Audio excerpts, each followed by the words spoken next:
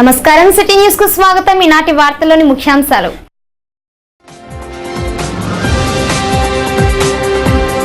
బుట్టాయిగూడెం మండలంలో విస్తృతంగా ప్రచారం నిర్వహిస్తున్న టీడీపీ అభ్యర్థి మోడియం శ్రీనివాసరావు.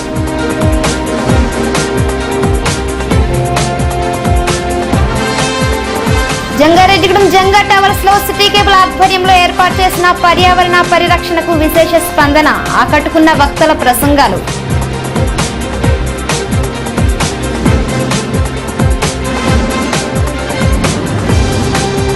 జంగారెడ్డిగూడెంలో 8వ రోజుకు చేరుకున్న వైఎస్ఆర్ కాంగ్రెస్ రిలే నిరాహార దీక్షలు. వైఎస్ఆర్ కాంగ్రెస్ తీర్థం పుచ్చుకున్న 25 మంది చిన్నవారిగూడెం కాంగ్రెస్ కార్యకర్తలు.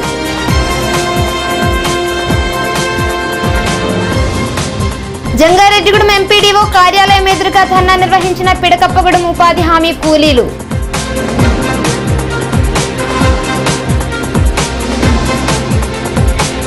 నాలుగు నెలల జీతాలు విడుదల చేయాలంటూ జంగారెడ్డిగూడెం తహసీల్దార్ కార్యాలయం ఎదురుగా ధర్నా నిర్వహించిన అంగన్వాడీ వర్కర్స్.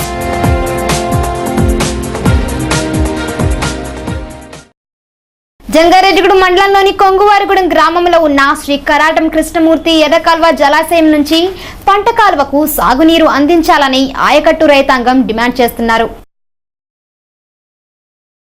జలాశయంలో పుష్కలంగా నీరు ఉన్నప్పటికీ పంట కాలువలకు సాగునీరు సరఫరా చేయడంలో అభ్యంతరం ఏమిటని ప్రశ్నిస్తున్నారు. ఆయకట్టు సాగు బానుడి ప్రతాపానికి ఎండిపోతుందని ఆవేదన వ్యక్తం చేస్తున్నారు. గురువాయిగూడెం, చక్రదేవరపల్లి, పుట్లగట్లగూడెం, దేవులపల్లి గ్రామాల మీదుగా కుడి ఎడమ కాలువలు వెళ్లాయని, ఆ గ్రామాలలో చెరువు జాడు సాగు పూర్తిగా ఎండిపోతున్నట్లు చెప్తున్నారు. ప్రస్తుతం ఎర్రకాల్వ జలాశయంలో ఉన్న నీటి పరిమాణంతో పంట కాలువలకు యథేచ్ఛగా సాగునీరు అందించవచ్చని చెప్తున్నారు. జలాశయ అధికారులు గేట్లు తెరిచి నష్టాల్లో ఉన్న రైతాంగాన్ని ఆదుకోవాలని విజ్ఞప్తి చేస్తున్నారు. చింతలపూడి ఎమ్మెల్యే మద్దాల రాజేష్ కుమార్ రైతుల గోడు పట్టించుకోవాలని కోరుతున్నారు. వ్యవసాయ బోర్లు లేని రైతులు, కౌలు రైతుల పరిస్థితి దయనీయంగా మారిందని వీరంకి రెడ్డయ్య కృష్ణ సిటీ న్యూస్ తో ఆవేదన పంచుకున్నారు. జంగారెడ్డిగూడెంలోని జంగా టవర్స్ నందు సిటీ కేబుల్ ఆధ్వర్యంలో నిర్వహించిన పర్యావరణం, పచ్చదనం, మొక్కలు నాటే కార్యక్రమంపై విశేష స్పందన లభించింది. City cable managing director Palaparthi Srinivas అధ్యక్షతన జరిగిన ఈ కార్యక్రమానికి ఆర్డీఓ సత్యనారాయణ, నగర panchayat commissioner K V Padmavathi, Priyadarshini degree కళాశాల కరెస్పాండెంట్ అలుగు ఆనందశేఖర్, నోవా కళాశాల ప్రిన్సిపాల్ కామేశ్వరరావు, జన విజ్ఞాన వేదిక జిల్లా కన్వీనర్ రామరాజు తదితరులు ముఖ్య అతిథులుగా పాల్గొన్నారు. జంగారెడ్డిగూడెం పట్టణంలో 5,000 మొక్కలు నాటడమే కాకుండా 4 సంవత్సరాల పాటు వాటిని పోషించే బాధ్యత తీసుకున్న city cable MD Palaparthi Srinivas లక్ష్యాన్ని ఆర్డీఓ సత్యనారాయణతో పాటు వక్తలు ప్రసంగించారు. మొక్కలు నాటే కార్యక్రమ నిర్వహణకు ప్రాథమికంగా బర్డ్స్ అండ్ బ్లాసమ్ స్కూల్ నిర్వాహకురాలు పివి వరలక్ష్మి 5,000 రూపాయల చెక్కును విరాళంగా అందజేశారు. పలువురికి మొక్కలను పంపిణీ చేశారు. దినదినాభివృద్ధి చెందుతున్న జంగారెడ్డిగూడెం పట్టణంలో పర్యావరణాన్ని కాపాడాల్సిన అవసరం ప్రతి ఒక్కరిపైన ఉందని, గ్రీన్ సిటీగా పట్టణాన్ని తీర్చిదిద్దాలని ఆర్డీఓ సత్యనారాయణ కోరారు. క్లీన్ అండ్ గ్రీన్ విషయంలో ప్రపంచం జంగారెడ్డిగూడెం వైపు చూసేలా చక్కటి మొక్కలు నాటి పర్యావరణ పరిరక్షణలో మార్గదర్శకంగా నిలవాలని ఆయన ఆశించారు.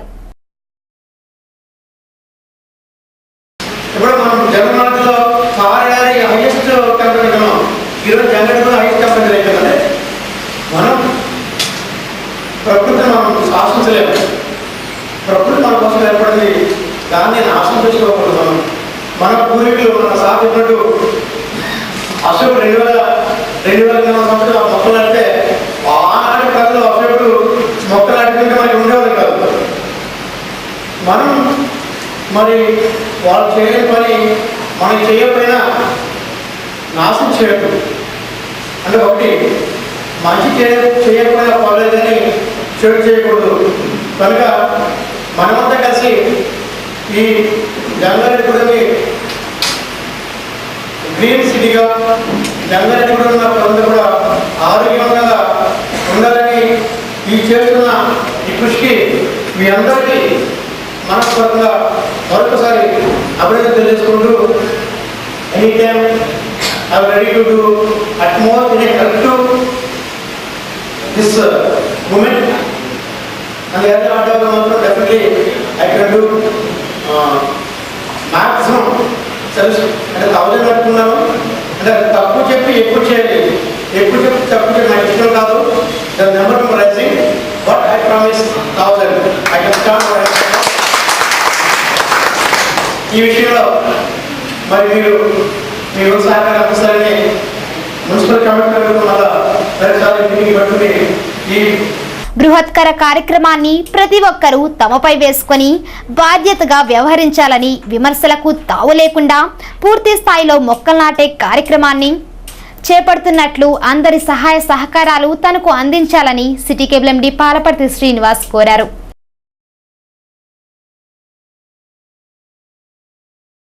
పర్యావరణం మీద ఆయనకి చాలా మక్కువ ఎక్కువ.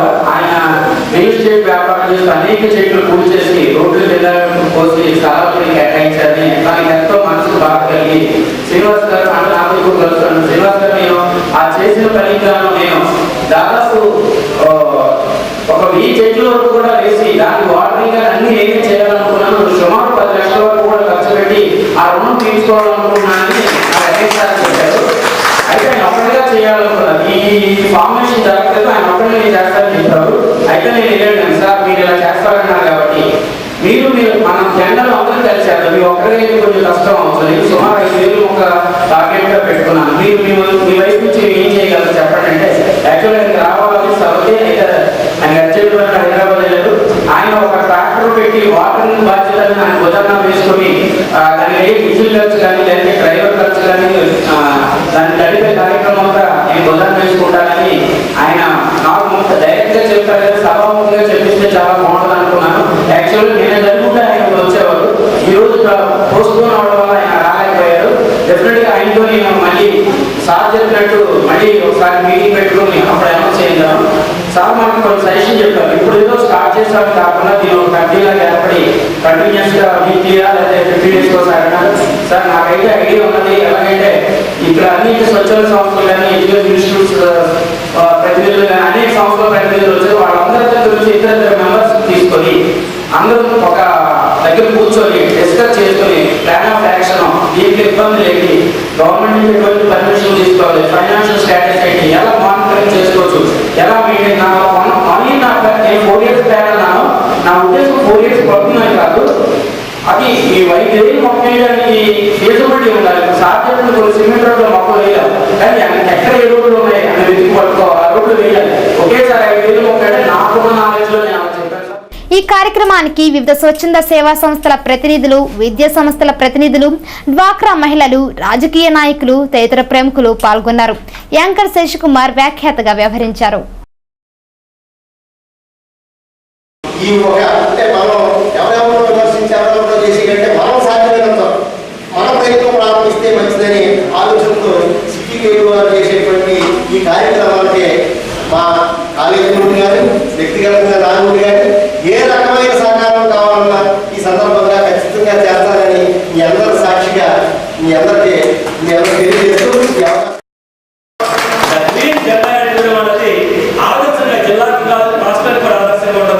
డెఫినెట్ గా మనం ఆ కార్యక్రమాన్ని మనం చేయగలుగుతాం అనుకోవచ్చు. ఎందుకంటే మన రోజులు జన్మభూమి కార్యక్రమంలో మొత్తం చాలా పెంచారు.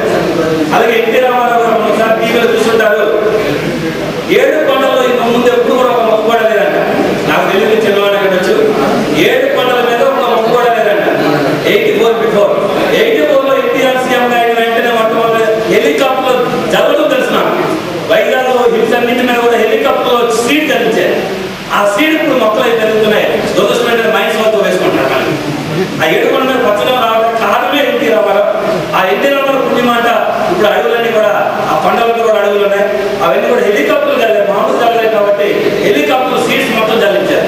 సో ఆ విధంగా మనం కూడా అక్కడ చేయడం వల్ల మన జగన్లో మనం డెఫినెట్ గా మొక్కలు యూస్ఫుల్ ప్లాంట్స్ ఎక్కువ తీసుకున్నాం. ఆ యూట్యూబ్ ఒక లేఖలో ఉంచి ఆ లేఖల అనుభవం 20 ప్రారంభంలో మా స్టూడెంట్స్ నివారణ చేసి ఆ స్టెప్ ఒక లెవెల్ వచ్చేటప్పుడు రెస్పాన్సిబిలిటీ వాళ్ళే. అలాంటి రెస్పాన్సిబిలిటీ తీసుకుంటే వాళ్ళను మీ ఉద్యమంలో చేర్చుకోవాలి. అంతేగాని మీ సిటీలో కనబడుతున్నాను చెప్పి వచ్చారనుకోండి, మొత్తం ఉద్యమం పక్కదారి పెట్టారు. పబ్లిసిటీ కోసం వచ్చేటువంటి వాళ్ళని గోడగా పెట్టి ఎవరైతే ఇంట్రెస్ట్ ఉన్నవాడు 10 మంది కాదు, 50 మంది అవసరం, 10 మందితో మనం చేయొచ్చు.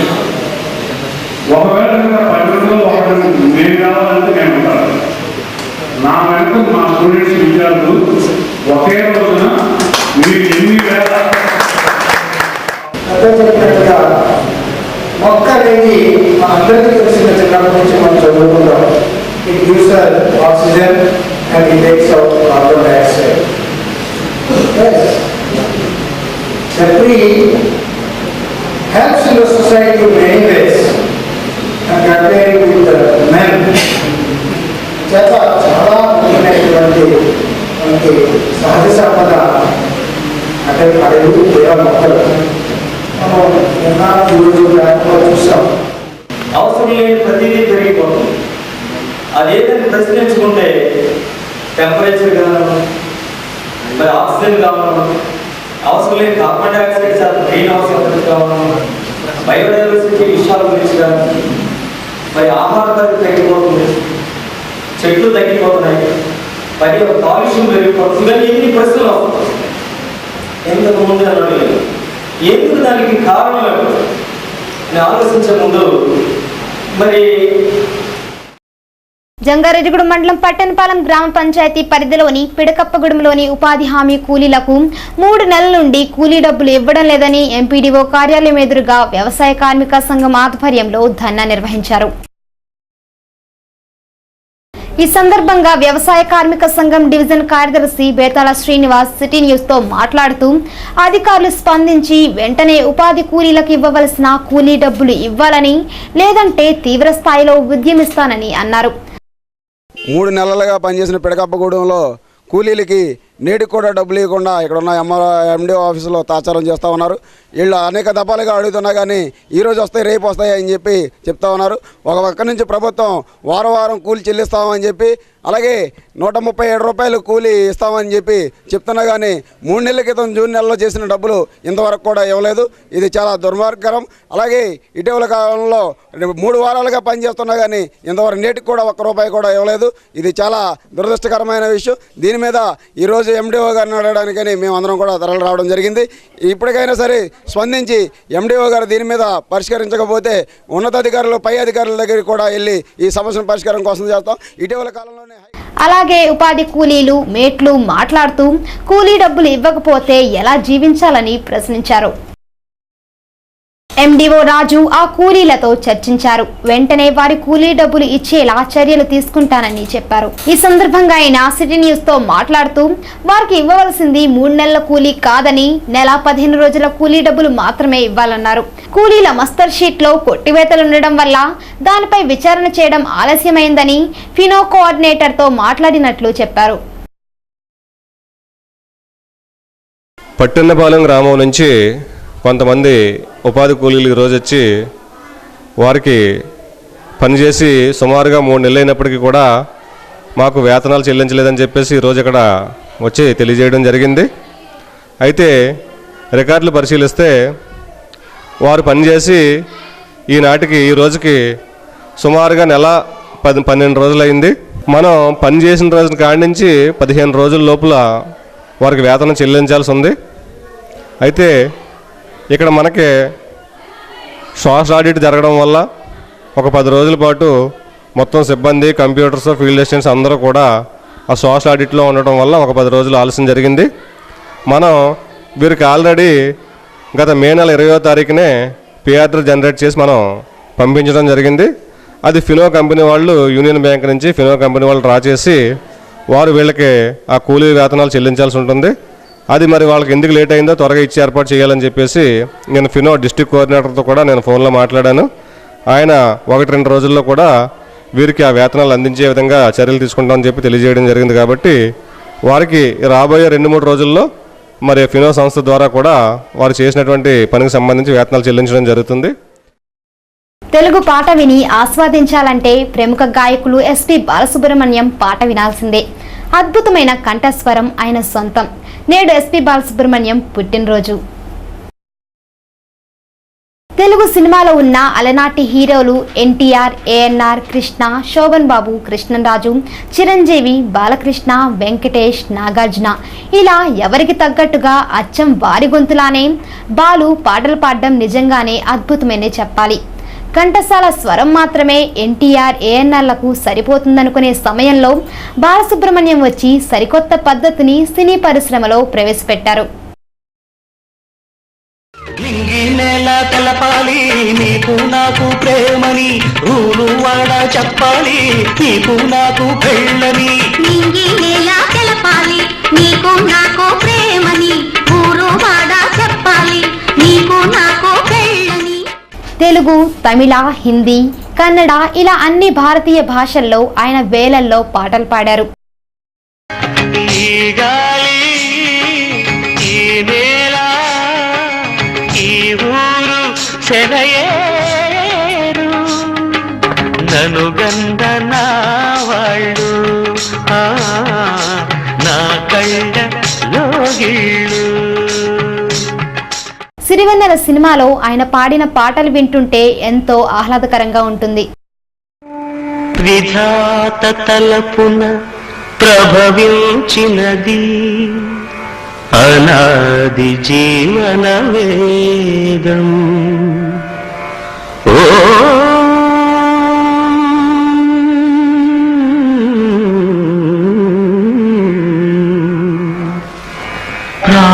ప్రాణనాడులకు కామెడీ పాటలు, ట్రాజడీ పాటలు, డ్యూయెట్స్, టైటిల్ సాంగ్ ఇలా ఏ పాట పాడినా ఆ పాటకు ఆయన జీవం పోస్తారు.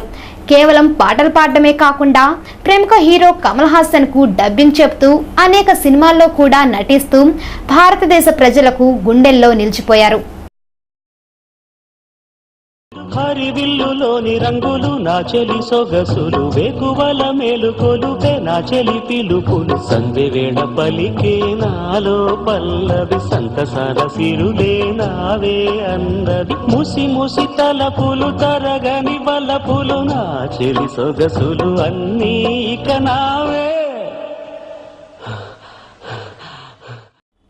మండల కేంద్రమైన బుట్టాయిగూడెం గ్రామంలో తెలుగుదేశం పార్టీ సోమవారం ఎన్నికల ప్రచారం నిర్వహించింది.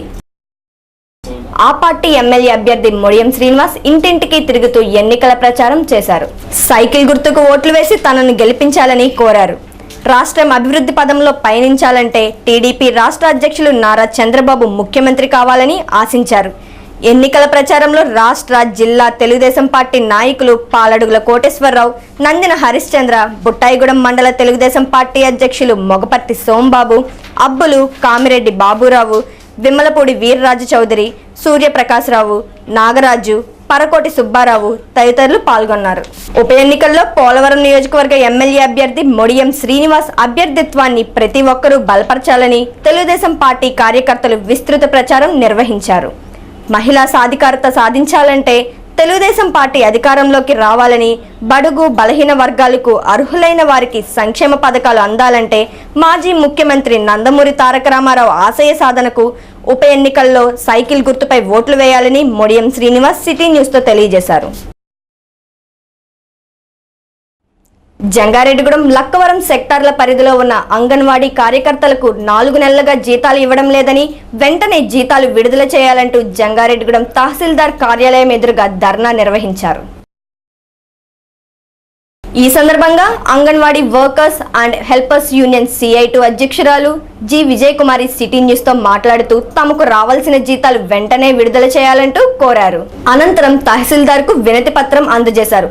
ఈ కార్యక్రమంలో కార్యదర్శి జి సుబ్బాయమ్మ, ఎం భ్రమరాంబ, బి అరుణకుమారి తదితరులు పాల్గొన్నారు.